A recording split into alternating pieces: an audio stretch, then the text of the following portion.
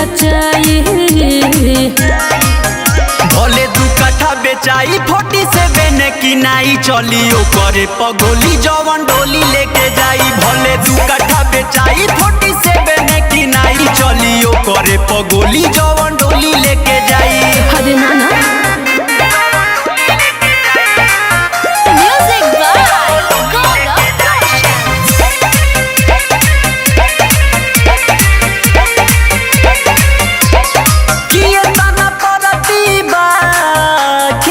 हमारा नाम से गोद ले लेम तोरा पूरा खानदान के।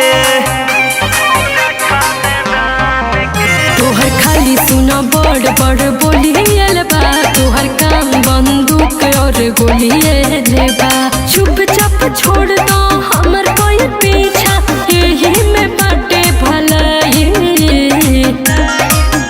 भले 2 कट्ठा बेचाई 47 की नाई चलियो करे पगोली जवन डोली लेके जाई। भले 2 कट्ठा बेचाई 47 की नाई चलियो करे पगोली जवन डोली लेके जाई।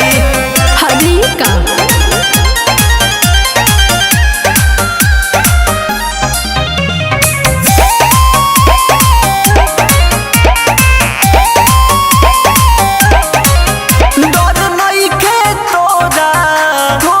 हमके देता रे अपना दीवाना के हल्का में लेता रे।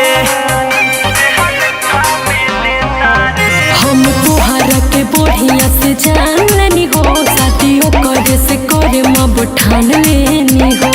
छोटू से करे बड़ हटे अपराधी, जदि जानी तो देही मुआई।